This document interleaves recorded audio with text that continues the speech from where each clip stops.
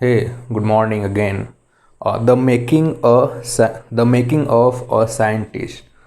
This a story has been written by Robert about the Richard. Richard को कैसे interest आया butterfly में.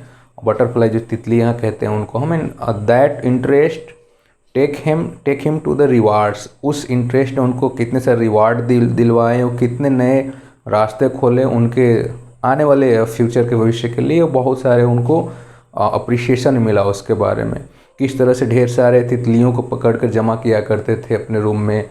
उनके प्रजातियों के बारे में जानने की कोशिश करी. उनके ऊपर जो मार्क्स थे वो किस हार्मोन के कारण बने, ठीक है, अब तक हम नहीं जानते. तो उन्होंने सब पता लगाया एंड फाइनली उनको जो ईयरली अवार्ड का जो आयोजन होया करता था उसमें उनको फर्स्ट प्राइज़ मिला. ठीक है, उनको नोबेल अवार्ड से भी पुरस्कृत किया गया and finally he became popular on behalf of that. So इस कहानी में एक चीज़ बताई गई है कि तितलियों के इंटरेस्ट ने उनको कैसे एक अच्छा साइंटिस्ट बना दिया. So just dive into here और go line by line. Guys short में नहीं पढ़ना, लाइन बाय लाइन जाने से क्या होता है कि हर एक टर्म्स को, हर एक बात को आप जान जाते हो.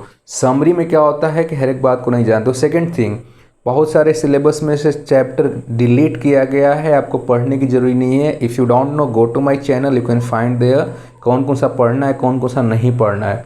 तो सारा आपको चैप्टर नहीं पढ़ना. So let's start the making of scientist. Chapter 6. At the age of 22, a former scout of the year excited the scientist world with a new theory on how cells work. Richard H. Ebright and his college roommate explained the theory in an article in the Proceeding of the National Academy Scientists.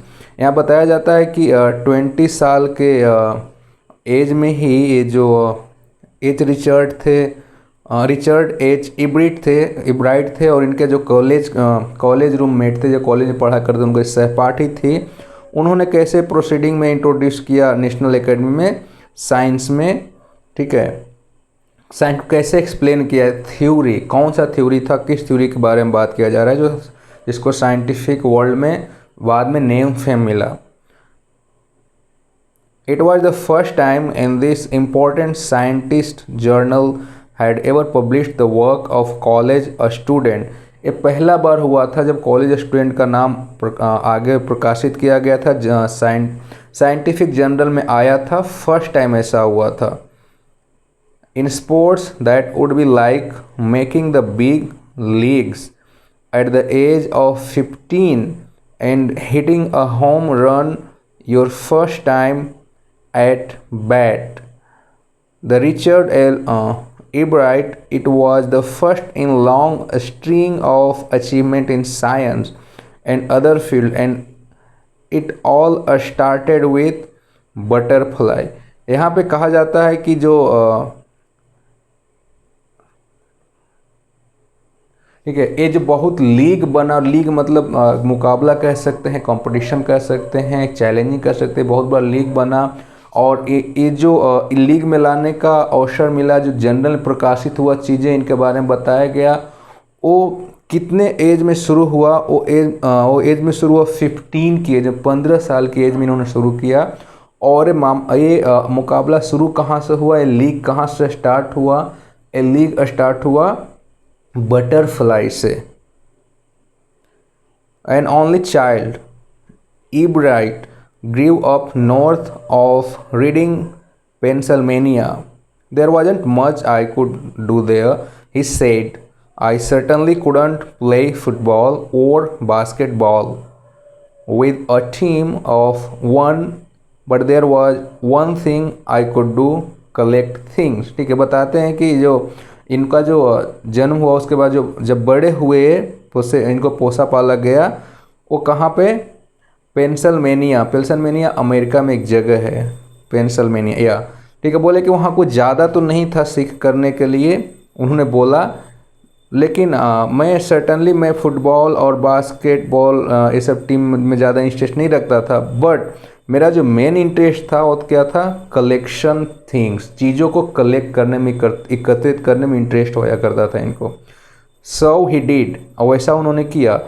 And did he ever beginning in kindergarten, Ebright collected butterflies with the same determination that has marked all his activity. He also collected rocks, fossils, and coins. He became an eager astronomer to sometime stargazing all night. इनका interest क्या हुआ, चीज़ों को collect करने में विश्वास करते थे, चीज़ों को इकट्ठा करते थे, क्वाइन को इकट्ठा करना, पत्थरों को इकट्ठा करना, तो एस्ट्रोनॉमर बनने का शौक था। और रात में जब रात होती तो आसमान में ध्यान से देखा करते थे स्काई की तरफ। ये सब इनके इंटरेस्ट बढ़ते चले गए। From the first he had a driving curiosity along with a bright mind. उनको बचपन से बताया जाए कि ब्राइट माइंड मतलब शार्प माइंड के साथ ड्राइव किया करते थे। उनको बचपन से क्यूरियोसिटी था, मतलब एक्साइटमेंट था, इंटरेस्ट था। He also had a mother who encouraged his interest in learning. उनकी माता जो थी वही उनको पढ़ने में उनको इंटरेस्ट क्रिएट किया करती थी, दिलचस्पी दिया करती थी, उनको सराहना किया करती थी, हिम्मत दिया करती थी।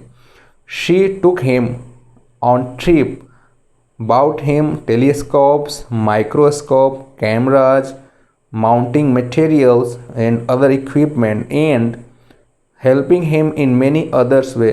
उनकी माता ही थी जो कि उनके साथ ट्रिप पे ले जाया करती थी, उनके लिए टेलीस्कोप बाय करी, टेलीस्कोप जिससे देखा करते हैं हम, ठीक है। उनके लिए माइक्रोस्कोप बाय करती थी, उनके लिए कैमरा बाय करती थी और काफ़ी माउंटिंग मटेरियल्स उनके लिए ख़रीदा करती थी, जो कि उनको जो ये सारे इक्विपमेंट काफ़ी तरह से उनको हेल्प किया करता था। किसको? रिचर्ड को, इब्राइट को। I was his only companion until he started school, his mother said. उनके मदर ने कहा कि जब वो स्कूल स्टार्ट किया उसके पहले तक केवल मैं ही एक उसका ऐसा था दोस्त था, सहपाठी था, फ्रेंड था, सब कुछ मैं ही था उसका।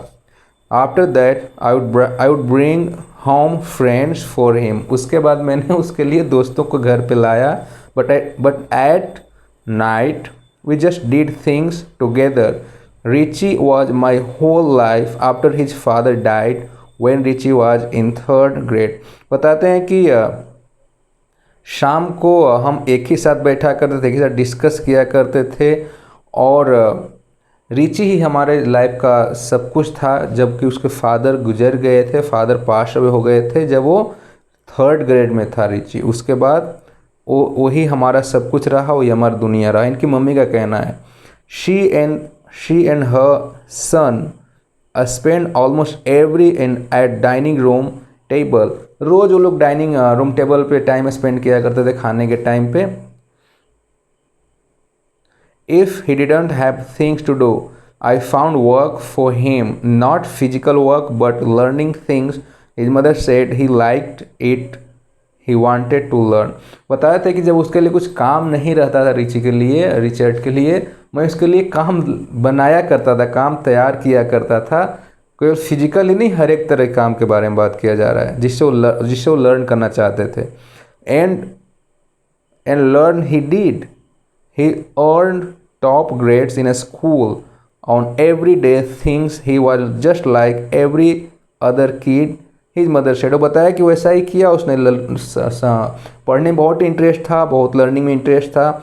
रोज़ के रोज़ वो पढ़ा करता था जैसे और दूसरे बच्चे पढ़ते हैं। और उसने ही टॉप ग्रेड किया, मैंने टॉप किया उसने स्कूल में, ऐसा उसके मदर का कहना है। लाइन बाय लाइन जा रहा हूँ, don't be mistake. By the time he was in the 2nd grade, Ebright had collected all 25 species of butterflies found around his hometown। See following box।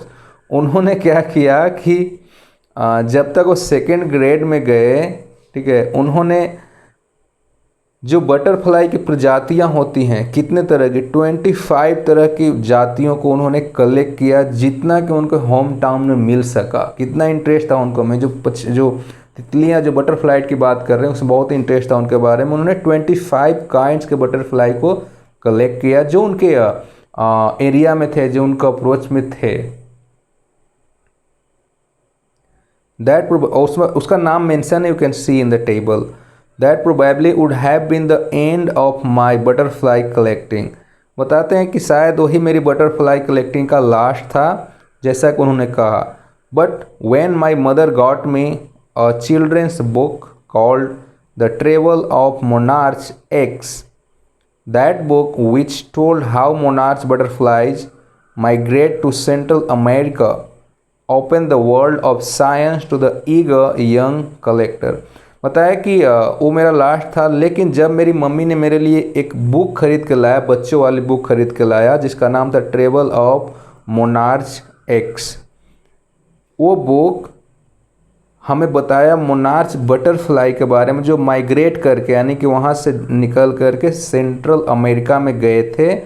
उन्होंने उनके साइंस के बारे में थोड़ा सा और माइंड को ओपन किया और एक्साइटमेंट किया। At the end of the book reader were invited to help a study butterfly migration. ठीक है, बुक के लास्ट में जो राइटर थे उन्होंने इनवाइट किया था स्टडी करने के लिए बटरफ्लाई के बारे में, जो कि माइग्रेट किए थे बटरफ्लाई, उसके बारे में।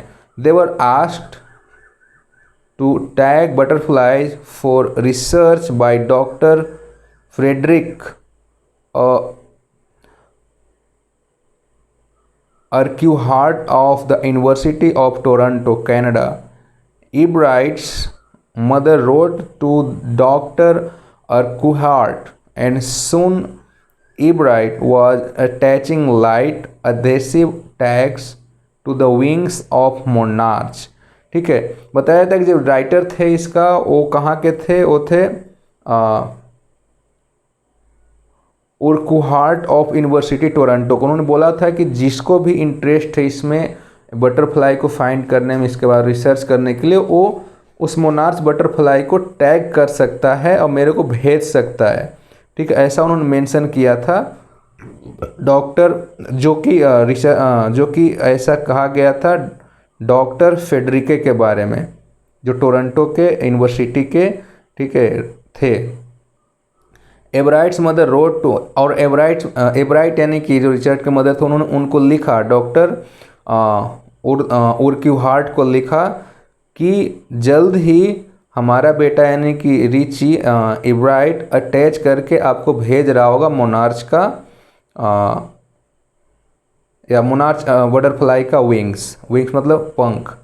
Anyone who found a tagged butterfly was asked to send the tag to Urquhart. बोला किसी को भी यदि मिलता है, कोई भी सर्च करता है, फाइंड करता है, तो उसको भेजना है कि इसको टैग करना है, टैग को भेजना है कि इसको डॉक्टर उर्कुहार्ट को भेजना है।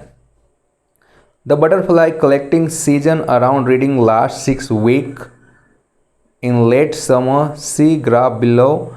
If you are going to chase them one day by one, you won't catch very many. So the next step of Ebright was to raise a flock of butterflies. He would catch a female monarch, take her eggs and raise them in the basement through their life cycle from egg to caterpillar to pupa to adult butterfly. Then he would tag the butterflies' wings and let them go. For several years, his basement was home to thousands of monarchs in different stage of development. ठीक है, अब यहाँ पे क्या किया इन्होंने कि ये बड़ा मुश्किल था कि बार बार बाहर जाके पकड़ के लाना और ये जो बटरफ्लाई को रखना जितने एरिया में थे वो बड़ा मुश्किल हो गया था। तो इन्होंने क्या किया, इब्राइट ने, कि जो मोनार्च बटरफ्लाई थे उनको पकड़ के लाया, मादा को, ठीक है, जो फीमेल होती थी, और उनको घर पे ही उनके एग से, यानी कि साइंटिस्ट तो बन ही गए थे, नॉलेज था ही, उससे उन्होंने प्रजनन की वो प्रक्रिया स्टार्ट करवाया। वहाँ पे काफ़ी नए नए अपने जो बेसमेंट में, घर के बेसमेंट में ढेर सारे बटरफ्लाई को उन्होंने जन्म दिलवाया। वहाँ पे उनके एग से हार्मोन को कलेक्ट कर करके, और उसी से उसका मोनार्च का जो बटरफ्लाई था हर एक स्टेज में वहाँ मिला। थाउजेंड ढेर सारे बटरफ्लाई थे, तो हर एक स्टेज में थे, बच्चा बड़ा, ठीक है, छोटा बड़ा चाइल्ड सब हर एक स्टेज के थे, हर एक कैटेगरी के थे। फिर वहाँ से उन्होंने उनके पंख को टैग करके वहाँ पे भेजा, जिस बुक में जैसा लिखा गया था कि जिसको इंटरेस्ट ऐसा कर सकता है।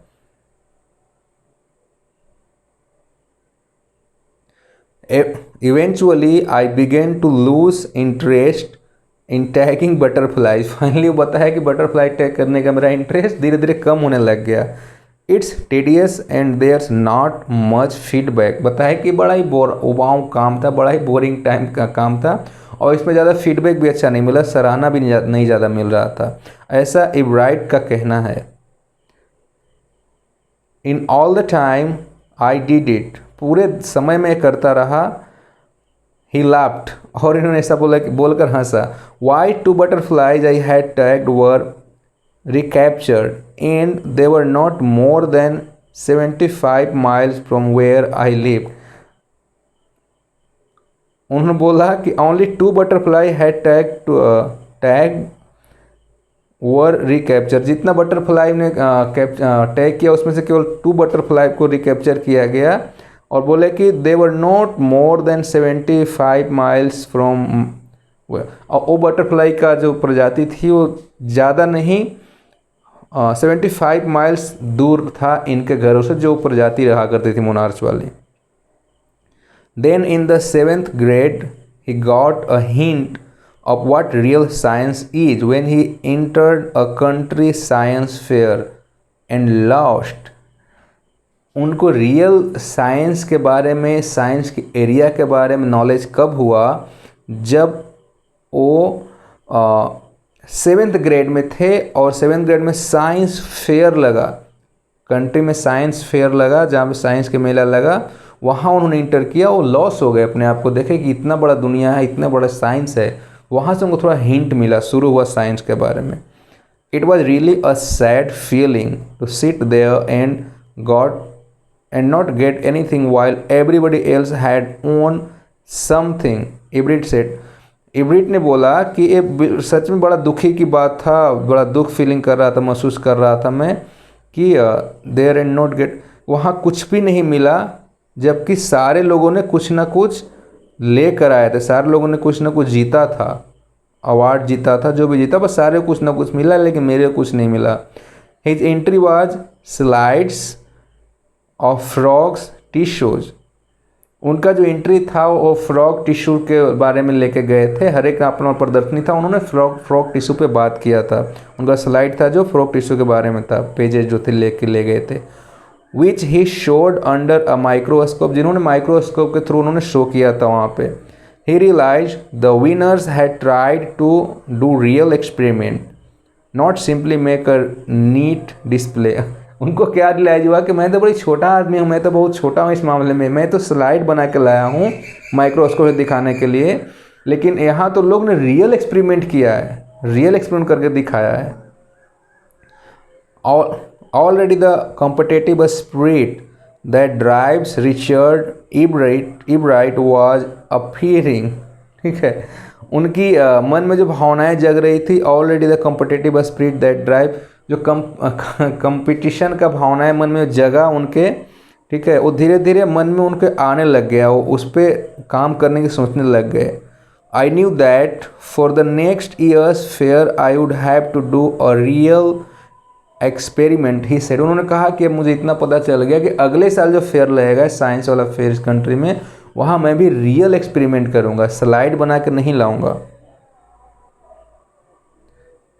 The subject I knew most about was the insect work I had been doing in the past several years। और उनको जो सब्जेक्ट पता चला कि सब्जेक्ट पे काम करना है, इंसेक्ट पे वर्क करना है, जो कीड़े मकोड़े होते हैं, जो से काफ़ी सालों से वो रिसर्च कर रहे हैं already.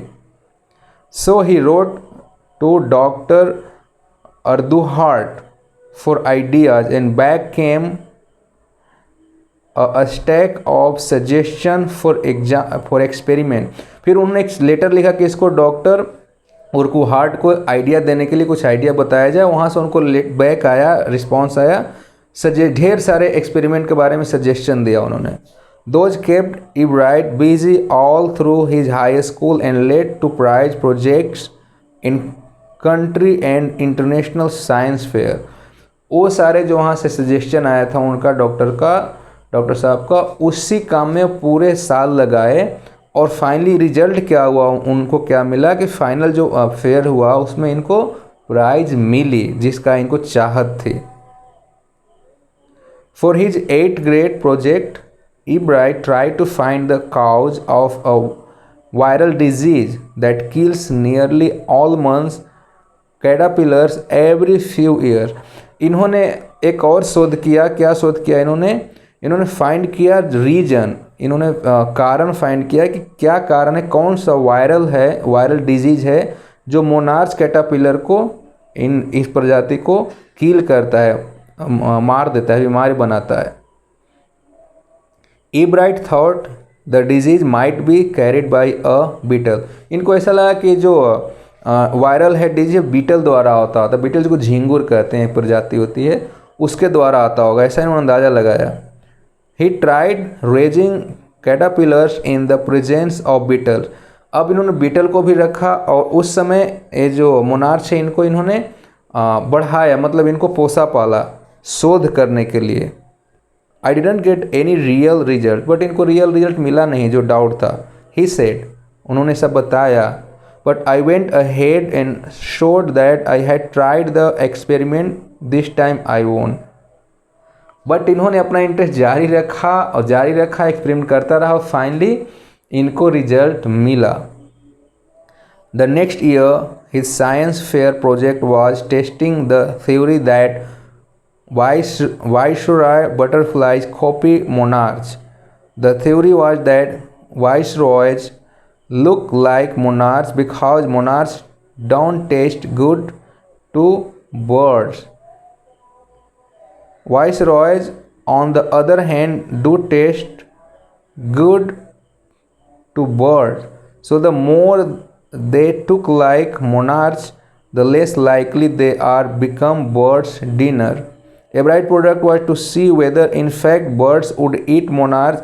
He found that a starling would not eat ordinary bird food। Okay, so इन्होंने बाद में क्या किया, the next year his science fair project was testing the theory that viceroy butterfly copy monarch. बताया कि नेक्स्ट टाइम का जो fair था उसमें जो थ्योरी था, थ्योरी क्या था, जो वाइसरॉय का प्रजाति वो बटरफ्लाई का कॉपी करती है, बटरफ्लाई मोनार्च का कॉपी है, ठीक है।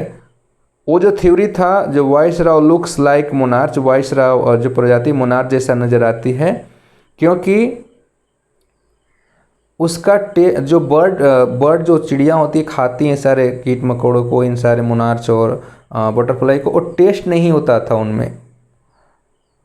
Viceroys on the other hand do taste good to bird, ठीक है। मोनार्च को नहीं खाते थे पक्षी, टेस्टी नहीं होते थे, लेकिन अदर जो वाइसरॉय था प्रजाति उसको खाया करता था, उसका टेस्ट अच्छा लगता था पक्षियों को, ठीक है। सो बट वो देखने में मोनार्च जैसा ही लगते थे, but less likely they are to become a bird, ठीक है। लेकिन वो बर्ड का शिकार कम बना करते थे क्योंकि टेस्ट नहीं होया करता था। Ebright's project was to see whether in fact birds would eat monarch. जो एब्राइट का प्रोजेक्ट था वो समझने के लिए था कि क्या सच में जो पक्षियाँ होती हैं मोनार्च को नहीं खाती हैं, टेस्ट नहीं लगता उनको। He found that a starling would not eat ordinary bird food। उनको बाद में पता स्टारलिंग कहते हैं मैना होती हैं जो पक्षी, उन्होंने देखा कि जो मैना होती हैं वो नहीं खाते हैं साधारण eat ordinary bird, sorry, he found that starling would not eat ordinary bird food। उन्होंने देखा जो मैना है जो बाकी बर्ड खाते हैं खाना, उस तरह की वो खाना नहीं खाते, उस तरह की टेस्ट उनका नहीं है। It would eat all the monarch it could get, but इनको मोनार्च अच्छा लगता है, बाकी को लिए और वाइसरॉय जो प्रजाति है वो अच्छा लगता था टेस्ट में, लेकिन इनको कौन सा अच्छा लगता था, इनको मोनार्च अच्छा लगता है, टेस्टी लगता था, क्योंकि ये बाकी बर्ड के जैसा इनका वो इच्छा नहीं होता था, बाकी बर्ड के जैसा खाने का शौक नहीं था इनका टेस्ट अलग था। मैना के बारे में बता रहे हैं। Ebright said later research by other people showed that Viceroy probably do copy the monarch. बाद में एब्राइट ने बोला कि जो बाद के रिसर्च थे और लोगों ने दिखाया वाइसरॉय के बारे में, प्रोबेबली बताया कि वो मोनार्क का ही कॉपी है, मतलब मैं जहाँ मोनार्क के जैसा ही है। This project was placed first in the zoology division and third overall in the country science fair. इनका जो रिसर्च रहा एक यहाँ था जूलॉजी में डिवीजन में, थर्ड रहा पूरे साइंस फेयर में, ये जो रिपोर्ट रहा।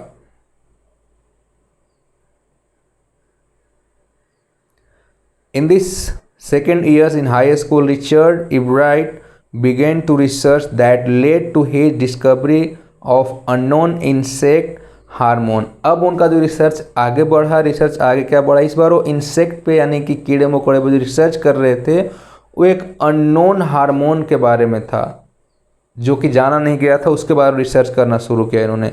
Directly it also led to his new theory on the life of cell. और इनडायरेक्टली देखा जाए तो, डायरेक्टली नहीं इनडायरेक्टली, ये जो रिसर्च था इनको एक न्यू थ्योरी लाइफ सेल्स के बारे में, न्यू थ्योरी पे लेके चला गया, न्यू थ्योरी के बारे में करने लगे research. The question he tried to answer was simple, what is the purpose of the 12 tiny gold spots on the monarch पल्पा। ये जो रिसर्च था, इस क्वेश्चन का आंसर था कि जो बटरफ्लाई थी उसके ऊपर जो बूंदी बूंदी सा जो डिजाइन बना होता है ना उसके पुपा के ऊपर, गोल्डन डिजाइन जो कि डॉट डॉट में बना होता है, स्पॉट में बना होता है, टाइनी 12 स्पॉट होता है उसमें, वो क्यों होता है इसके बारे में रिसर्च कर रहे थे। Everyone assumed the spot were just ornamental, Ebright said, but doctor Urquhart didn't believe it. सारे का यह मानना था कि एक ऑर्नामेंट है यानी कि एक डेकोरेशन है, एक श्रृंगार के रूप में वो जो डॉट अपीयर होता है गोल्ड टाइप का, 6 डॉट है उनके ऊपर जो पक्षी उड़ते हैं, सॉरी जो मोनार्क थे तितलियां के ऊपर जो डॉट डॉट बने होते थे गोल्डन टाइप का। लोगों ने माना कि ऑर्नामेंट है, श्रृंगार है उनका, इसलिए ऐसा रहता है। लेकिन जो डॉक्टर उर्दक्वार थे, सॉरी उनका नाम थोड़ा उल्टा है, कहाँ गया, हाँ जो डॉक्टर उर्कवाहाट थे वो ऐसा बिलीव नहीं किया करते थे। To find the answer, Ebright and another excellent science student first had build a device that showed that the spots were producing a hormone necessary for the butterfly's full development। इन्होंने और कुछ और student ने मिलकर एक device बनाया, उस device के थ्रू रिसर्च किया कोई जो डॉट है ऑर्नामेंट नहीं है, वही डॉट है जो इनके पूरे बॉडी को डेवलप होने में, विस्तारित होने में हेल्प करता है, वो ऑर्नामेंट के लिए नहीं, श्रृंगार के लिए नहीं है। This project own Ebright first place in the country fair and entry into the international science and engineering fair. ये रिसर्च ने बवाल मचा दिया, बहुत पॉपुलर हुआ, इसी रिसर्च ने इनको उस कंट्री फेयर में एंट्री दिलाया, ठीक है, उस fair entry into the international science and engineering fair. इसी रिसर्च ने को international science and engineering fair में एंट्री दिलाई। There he won third place for zoology, वहाँ पे उन्होंने जूलॉजी में थर्ड प्लेस इनको स्थान मिला। He also got a chance to work during the summer at the entomology laboratory of the Walter Reed Army Institute of Research. और उनको उसका बिहाफ में जो प्राइज़ मिला या उनको रिवार्ड मिला या उनको जाना गया, उसी के कारण उनको अवसर मिला लेबोरेटरी में जाकर काम करने का, जो लेबोरेटरी का नाम था Walter Reed Army Institute of Research, वहाँ पर इनको मिला अवसर। As a high school junior Richard Ebright continued his advanced experiment on the monarch pupa. ठीक है, हाई स्कूल जूनियर थे, अभी वो हाई स्कूल में थे और अब वो कंटिन्यू एडवांस रिसर्च करने लग गए, किसके बारे में, मोनार्क पुपा के बारे में, बटरफ्लाई के बारे में। That year his project won first place at the international science fair and gave him another chance to work in the army laboratory during the summer. उस बार उनको फर्स्ट प्राइज मिला उस फेयर में, ठीक है, और उनको फिर से एंट्री मिली, ठीक है, डूइंग द फर्दर एक्सपेरिमेंट, उस लेबोरेटरी में काम करने का। कहाँ पे? यूएस डिपार्टमेंट ऑफ एग्रीकल्चर के लेबोरेटरी में इनको काम करने का अवसर मिला, रिसर्च करने का अवसर मिला। The following summer after his freshman year as Harvard University, Ebright went back to the laboratory of the Department of Agriculture and did more work on the hormone from a gold spots। ठीक है, उस बार उनको जब time मिला, अवसर मिला, तो गए समर के वैकेशन में उस लेबोरेटरी में काम किया, उसके बारे में रिसर्च करना शुरू किया, उस स्पोर्ट के बारे में जो 12 स्पोर्ट बताया जाता है, गोल्डन वाला स्पोर्ट, उस पर रिसर्च किया एडवांस में। Using the laboratories sophisticated instruments he was able to identify the hormones chemical structure। क्योंकि ऐसे उनके पास उतना था नहीं जरिया, कुछ टूल्स थे नहीं, इक्विपमेंट थे नहीं, लेकिन वहाँ जब लेबोरेटरी में गए बहुत एडवांस टूल्स मिले उनको, सब कुछ उसके बिहाफ पे उन्होंने साबित किया कि ये जो है ये सब हार्मोन के कारण होता है। जो डॉट बना हुआ है वो हार्मोन का खेल है, और हार्मोन केमिकल स्ट्रक्चर के बारे में पता लगाया उन्होंने। A year and a half later during his junior year, Ebright got the idea for his new theory about cell life। अब क्या हुआ? ईयर एंड हाफ लेटर, ठीक है, 1.5 साल बाद उनके जूनियर ईयर का जब पढ़ाई कर रहे थे, उस समय उनको आइडिया आया, पता लगाया इन्होंने थ्योरी के बारे में। किसके बारे में? जो लाइफ सेल का थ्योरी के बारे में पता लगाया उन्होंने। It came while he was looking at X-ray photo of the chemical structure of hormone. ये उनको जब पता चला, जब एक्सरे देख रहे थे, एक्सरे किस चीज़ का? Chemical structure of hormone, hormone का केमिकल स्ट्रक्चर का, जब वो एक्सरे देख रहे थे तो पता चला इसके बारे में, लाइफ सेल्स के बारे में। When he saw those photos, Ebright didn't shout eureka or even I have got it, but he believe that along with this findings about insect hormone, the photo gives him the answer to one of biology's puzzles, how the cells can read the blueprint of its DNA।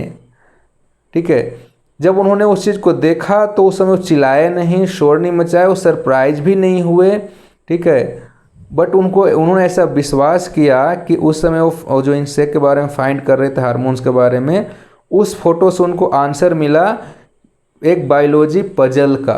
वो puzzle क्या था? गुमगुमैया क्या था?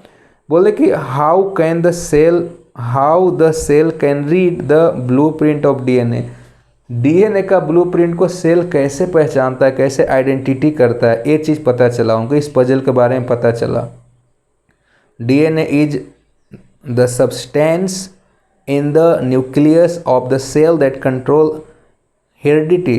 बताइए कि DNA एक substance है जो कि कंट्रोल करता है हेरिडिटी किसका? Nucleus of a cell, nucleus के सेल का हेरिडिटी कंट्रोल करता है।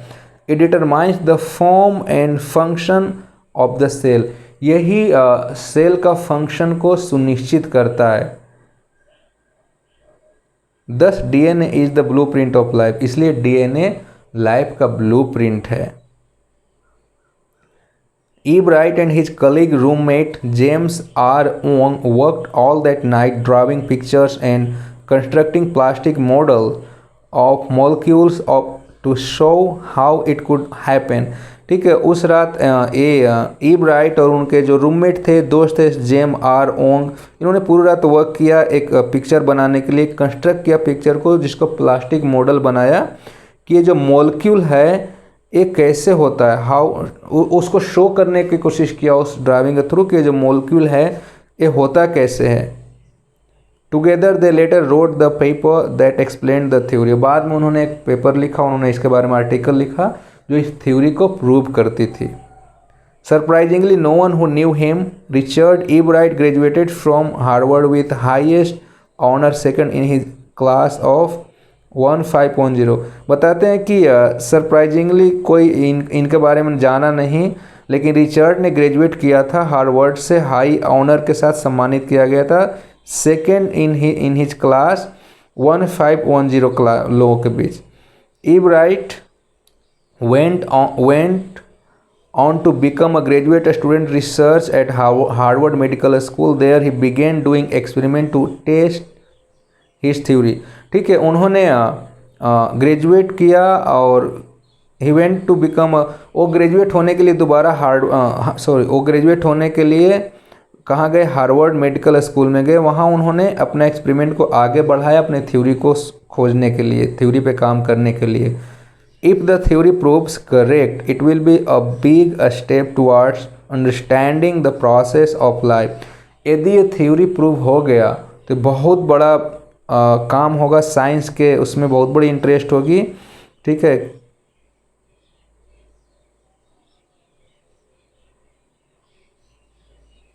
सॉरी हाँ, ये बहुत बड़ा स्टेप होगा किसको, लाइफ के प्रोसेस को समझने के बारे में, अंडरस्टैंडिंग करने के बारे में। It might also lead to new idea for preventing some types of cancer and other disease. इससे और भी काफ़ी इस तरह की जानकारी मिलेंगी जिससे हम कैंसर तरह की रोग भी क्योर किया जा सकता है।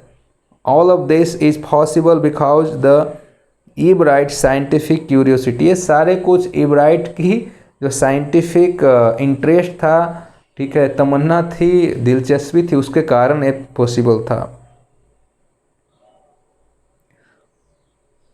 His high school research into the purpose of the sport on a monarch pupa eventually led him to his theory about cell life। जो ये रिसर्च कर रहे थे हाई स्कूल में कि क्या मतलब है, क्यों वो जो मोनार्च पुपा के ऊपर डॉट डॉट बनता है, 12 स्पॉट बनता है, गोल्डन स्पॉट, वही उनको थ्योरी लाइफ सेल्स के बारे में ले गया। उसी को रिसर्च करते करते सेल्स के बारे में जानना शुरू किया, सेल लाइफ के बारे में। Richard Ebright has been interested in science since his first began collecting butterfly. उनकी इंटरेस्ट पहले से स्टार्ट हुआ जब से वो बटरफ्लाई को इकट्ठा करना शुरू किए थे, जब से इंटरेस्ट आया था। But not so deeply that he हैजन time for other interest. लेकिन वो ज़्यादा डीप उस समय नहीं था जब तक कि दूसरा इंटरेस्ट उनको नहीं आया, मन में पिक नहीं हुआ deeply. Ebright also became a champion debater and public speaker and a good canoeist and all around outdoors person। बताया कि एब्राइट चैम्पियन बने, ठीक है, डिबेट पब्लिक स्पीकिंग में भी, और उनके बारे में बताया था कि नाविक जो नाव चलाता है उसमें भी उन्होंने कौशल हासिल करा। And all around the outdoor person, outdoor मतलब बाहर के लोगों के साथ भी इन्होंने बाहर के लोग के साथ इन्होंने इम्प्रेशन जमाया, बाहर के लोग से बात किया।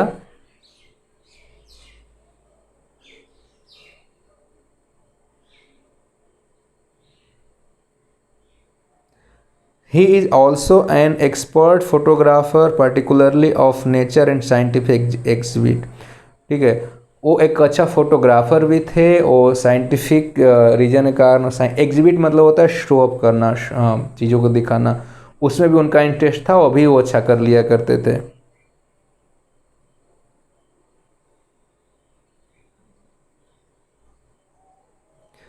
In high school Richard Ebright was a straight student because learning was easy. He turned a lot of his energy towards the debating and Model United Nation Club. He also found someone to admire, Richard A. Wieherer, his social studies teacher and advisor to both clubs. Mr. Wieherer was the perfect person for me. Then he opened my mind to new ideas। एब्राइट ने ऐसा बोला कि बहुत सारे चीज़ था पढ़ने में तो पढ़ के आदमी कुछ भी कर पाता, बट उसके बाद जो मेरा इंटरेस्ट आया ये सब चीज़ों में, उसके पीछे जो जिसका हाथ था, जिस क्लब का हाथ है, जिसमें पूरे रात हम डिबेट करा करते थे, उसमें उसमें ए विहेरर का हाथ रहा, जिन्होंने मुझे सोशल स्टडी में एडवाइज किया और मेरी आंखें खोली। Richard would always give that extra effort, mister Wieherer said। Mister Wieherer बताया था कि रिचर्ड हमेशा एक्स्ट्रा मेहनत किया करता था, हमेशा मेहनत के साथ काम किया करता था। What pleased me was here was this person who put in his 3 or 4 hours at night doing debate research beside doing all his research with butterfly and his other interest। वो जो हाँ, मिस्टर व्हीलर बताते हैं कि सबसे अच्छा मुझे क्या लगा इसमें कि सारे काम करने के बाद रात में 3 घंटे 4 घंटे इस पर डिस्कस करता था और चीज़ों के बारे में। वो मुझे सबसे अच्छी क्वालिटी लगी उस रिचर्ड का। Richard was competitive, mister Wheeler continue, mister Wheeler बताया कि बहुत कम्पिटिटिव था, बहुत मतलब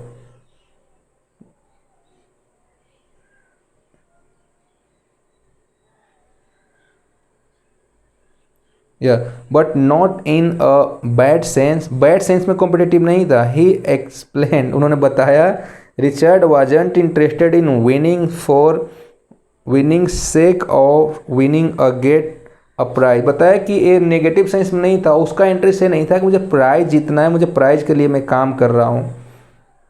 rather he was winning because he wanted to do the best job he could for the right reasons, he wanted to be the best. उनको इसलिए price मिलता रहा और प्राइज़ के लिए कभी काम नहीं किया, वो हमेशा अच्छा अपना इंटरेस्ट शो करते रहे, हमेशा अच्छे से काम करते रहे, हमेशा अच्छा टाइम देते रहे, इसलिए वो सारे रीजन को प्राइज़ दिलाने में हेल्प किया, लेकिन प्राइज़ के लिए कभी काम नहीं किया इन्होंने। And what is one of the ingredient in the making of a scientist?